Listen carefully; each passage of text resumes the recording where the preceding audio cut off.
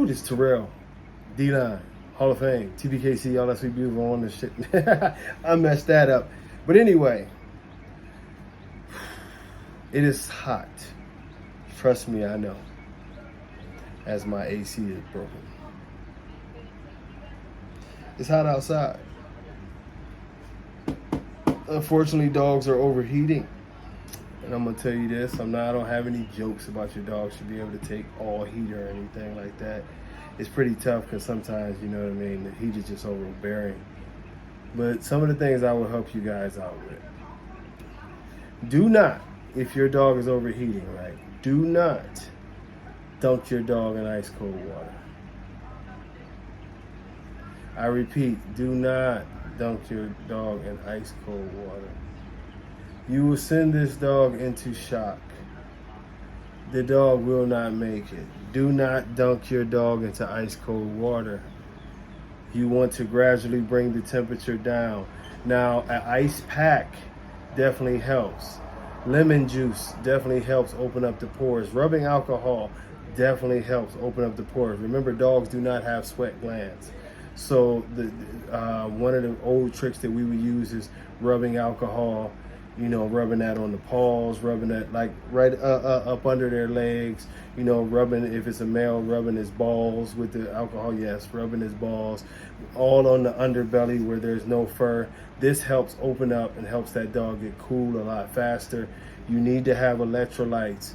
Get you some electrolytes, get you the water, get that in his system. Honey is not honey, Karo syrup is always a great way to get the blood sugar back up.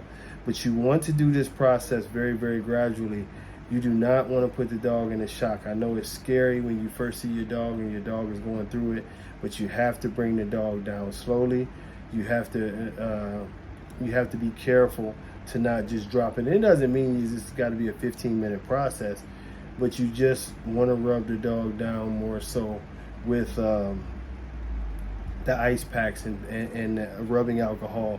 And as you notice that the breathing goes back to the way it was, you'll notice that some of the pigmentation and not the blue look around the mouth comes back. Then if you want to go and put them in a little bit more cold water, I found that will work out, you know. And like I told y'all, me and John used to save dogs left and right. But to immediately just drop them into ice cold water or whatever, you're gonna kill the dog. You know, bring the dog down slowly, change the temperature. If you're, if you're out and about, turn the AC up on the car, get the dog in the car, you know, but you need to get that body temperature dropping down gradually and let them get back to a chance to where they can get enough oxygen in their system and, you know, and be ready. But, you know, bad signs, horrible signs is the bleeding. If the bleeding starts where the dog is bleeding from the mouth, bleeding from, you know, other areas, it's getting to the point to where the dog is so overheated that it's cooking, literally, you know what I mean? Because they have a hard, extremely hard time, you know, cooling themselves off. So once you see, I've never experienced where the dogs start bleeding anally and through their nose that the dog actually survived. And that's unfortunate, but I'm not to say it never happens, because I've heard people say it happens, but I've never experienced it.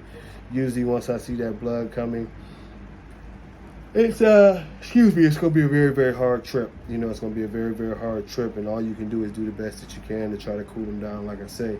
But one of the problems is, especially when the blood is coming from the nose, is that a lot of times what's starting to happen is that the blood is actually building up in the lungs, as the lungs are in a very, very catastrophic state from working like hell to try to cool the dog off and get the air in there. And it's a lot going on, you know what I'm saying? And hot air not being cooled going into the lungs is even more horrible. So these are all things that are going on, but the best thing to do is be prepared. Take a spray bottle with you, take you some rubbing alcohol, take you some lemon juice, take you some, they always say don't give it to them, but if you have to use Pedialyte, use the clear Pedialyte. I like coconut water. Get some coconut water in their systems. More electrolytes in coconut water than there is actually in Pedialyte. But you want to get those electrolytes in that dog's system. You want to cool them off. and bring it back gradually, and I think you have a way better chance. But understand that the phases of paying attention to your dog as they get into the overheating phase. It's very important that you catch it early, because if you catch it to the point to where they're starting to lose consciousness and all that, you are going to be in deep shit, deep shit. So, you know, I guess our basic plan is keep the dogs cool. You know, keep swimming pools outside if your dog runs around in the backyard. Keep some shade going. You know what I mean? Keep some electrolytes in their water. But they gotta have shade. They gotta have water.